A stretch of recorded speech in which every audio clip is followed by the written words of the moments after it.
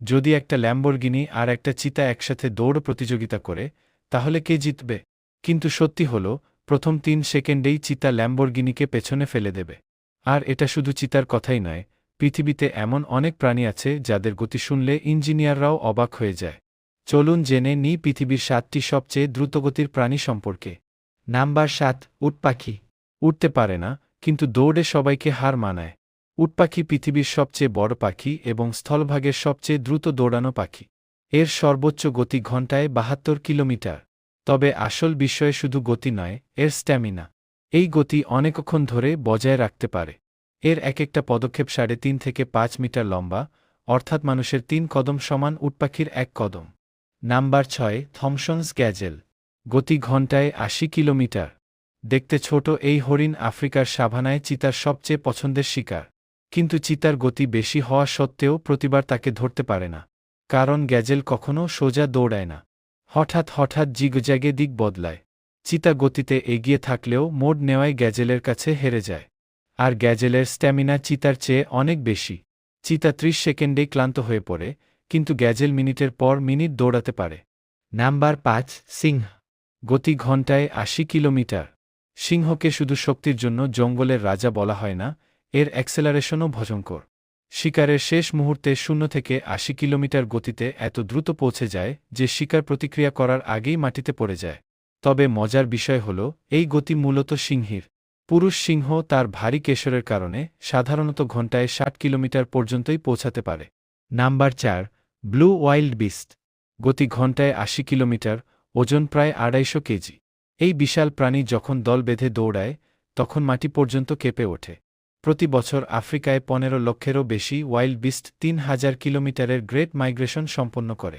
এটা পৃথিবীর সবচেয়ে বড় স্থলভাগের অভিবাসন। এই যাত্রায় তাদের কুমিরে ভরা নদী পার হতে হয়, সিংহের হাত থেকেও বাঁচতে হয়। তাই গতি আর স্ট্যামিনা দুটোই তাদের জীবন বাঁচায়। Number ৩, Springbok. গতি ঘণ্টায় ৮৮ কিলোমিটার। এটি দক্ষিণ আফ্রিকার জাতীয় প্রাণী। এর নামেই দক্ষিণ আফ্রিকার রাগবি টিমের নাম স্প্রিংবক্স রাখা হয়েছে। তবে এর আসল পরিচয় শুধু গতি নয়, এর লাফ। দৌড়ানোর সময় হঠাৎ ৪ মিটার উঁচুতে লাফিয়ে ওঠে, ৪ পা শক্ত করে বাতাসে উঠে যায়, তারপর আবার পূর্ণ গতিতে দৌড় শুরু করে। একে বলা হয় প্রঙ্কিং। বিজ্ঞানীদের মতে এটা শিকারীকে বার্তা দেয়, দেখো আমি কত ফিট, আমাকে ধরার চেষ্টা করো না। নাম্বার ২, প্রংহর্ন। গতি ঘণ্টায় ৮৮ থেকে ৯৮ কিলোমিটার।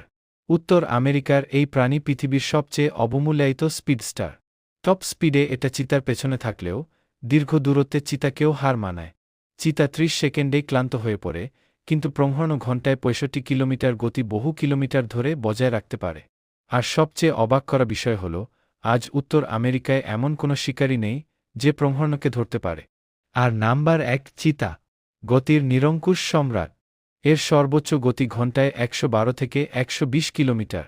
০ থেকে ১০০ কিলোমিটার গতিতে পৌঁছাতে লাগে মাত্র ৩ সেকেন্ড, যা পৃথিবীর বেশিরভাগ সুপারকারের থেকেও দ্রুত।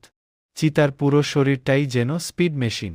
এর প্রতিটি পদক্ষেপে শরীর ৭ মিটার পর্যন্ত বাতাসে ভেসে থাকে। লম্বা লেজ রাডারের মতো ভারসাম্য বজায় রাখে। তবে চিতার একটি বড় দুর্বলতা আছে, এটা মাত্র ২০ থেকে ৩০ সেকেন্ড টপ স্পিডে দৌড়াতে পারে। ৫০০ থেকে ৬০০ মিটার পর শরীর এতটাই গরম হয়ে যায় যে ব্রেন ড্যামেজের ঝুঁকি তৈরি হয়। তাই তাকে থামতেই হয়। আর শিকার ধরলেও ১০ থেকে ১৫ মিনিট হাঁপাতে থাকে। এতটাই ক্লান্ত হয়ে পড়ে যে এই সময় যদি কোনো হায়না বা সিংহ এসে যায়, তাহলে চিতা নিজের শিকার ছেড়েই। ভিডিওটি ভালো লাগলে অনুগ্রহ করে একটি লাইক করবেন, আপনার মতামত কমেন্টে জানাবেন এবং এমন আরও ভিডিও পেতে দয়া করে ফলো করবেন। এই ভিডিওটি দেখার জন্য আপনাকে ধন্যবাদ।